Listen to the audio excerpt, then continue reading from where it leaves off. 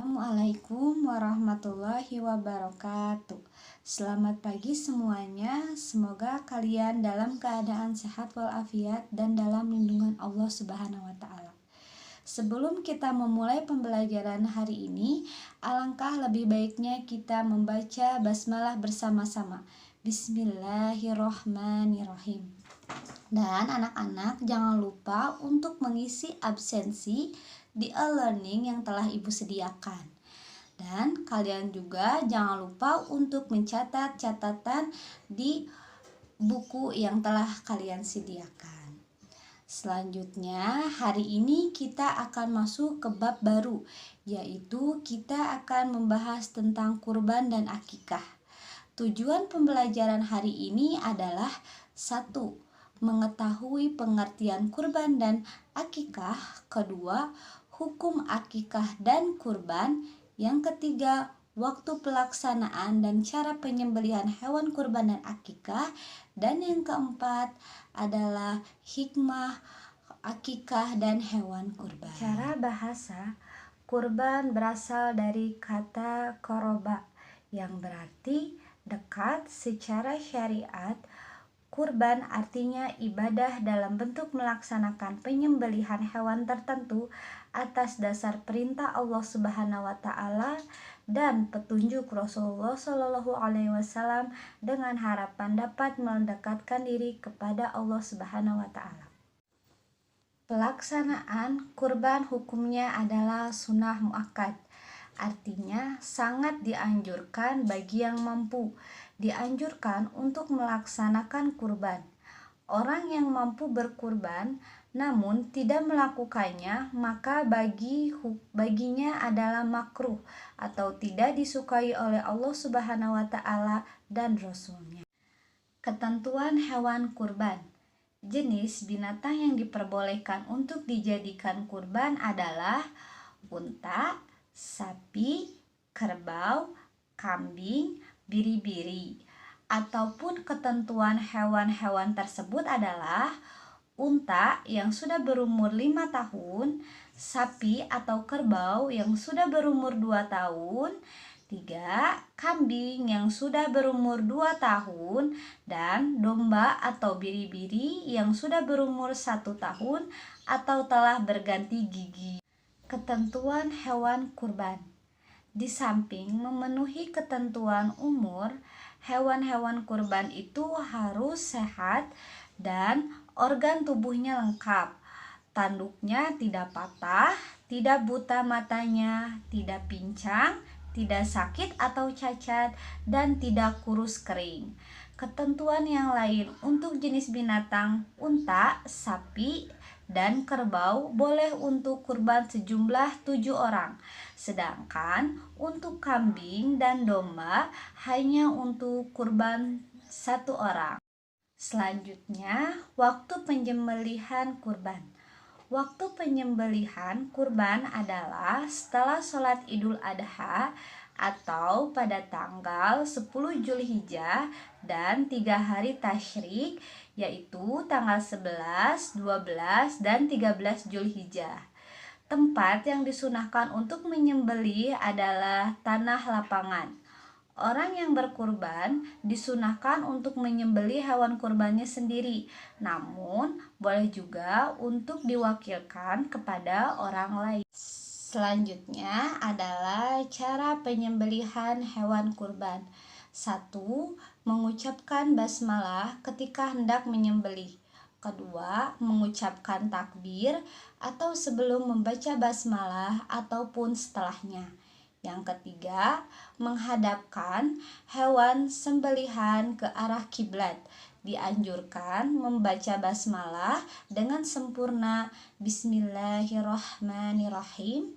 Dianjurkan juga membaca sholawat Nabi kepada Nabi Muhammad SAW. Dianjurkan bertakbir sebanyak 3 kali.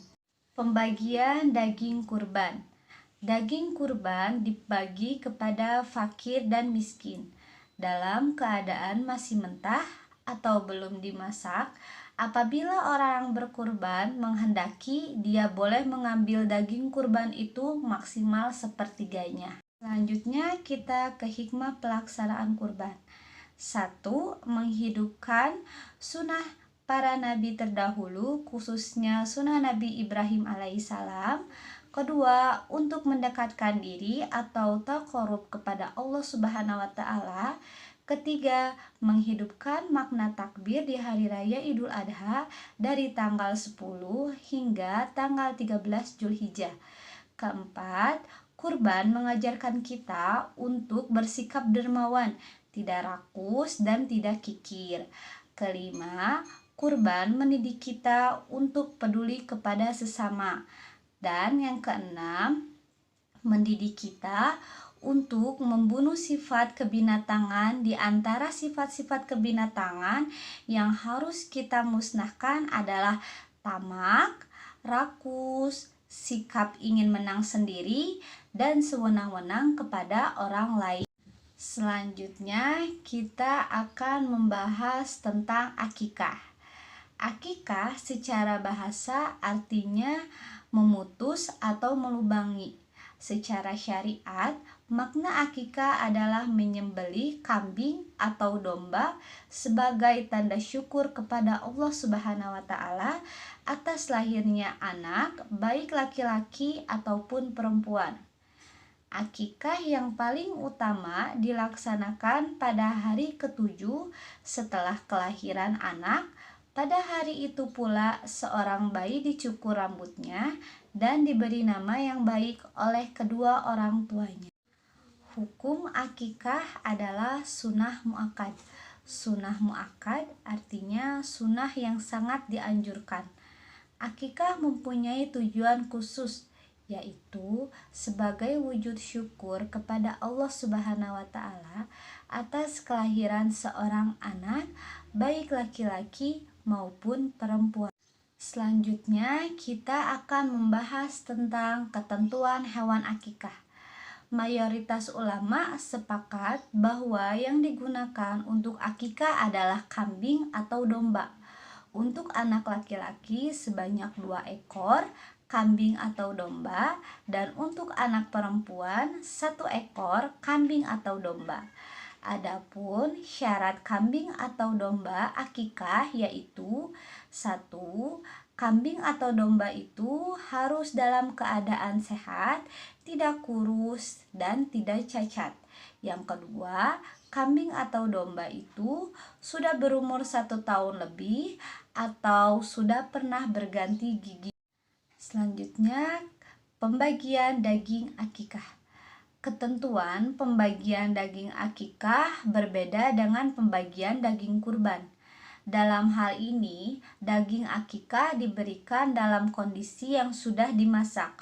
Orang tua, anak boleh memakannya, menghadiahkan sebagian dagingnya kepada sahabat-sahabatnya, dan menyedekahkannya sebagian lagi kepada kaum muslimin. Boleh juga mengundang kerabat dan tetangga untuk menyantapnya, serta boleh juga disedekahkan kepada semuanya seperti fakir miskin dan lain-lain. Dan yang terakhir, hikmah pelaksanaan akikah. 1.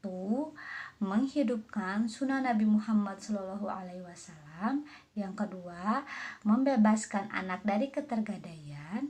Yang ketiga, ibadah akikah mengandung unsur perlindungan dari setan yang dapat mengganggu anak yang terlahir itu. Dan yang keempat, dengan ridho dan pertolongan Allah Subhanahu wa taala, akikah dapat menghindarkan anak itu dari musibah, keburukan moral, dan penderitaan. Yang kelima, merupakan bentuk taqarrub atau pendekatan diri kepada Allah Subhanahu wa taala, sekaligus sebagai wujud rasa syukur dan atas karunia yang dianugerahkan kepada Allah Subhanahu wa taala dengan lahirnya sang anak. Dan yang keenam, akikah sebagai sarana menampakkan rasa gembira dalam melakukan syariat Islam. Dan yang ketujuh, memperkuat tali silaturahmi di antara anggota masyarakat lainnya. Nah, cukup sekian pemaparan yang Ibu dapat sampaikan. Semoga kalian dapat memahami materi yang telah Ibu ajarkan.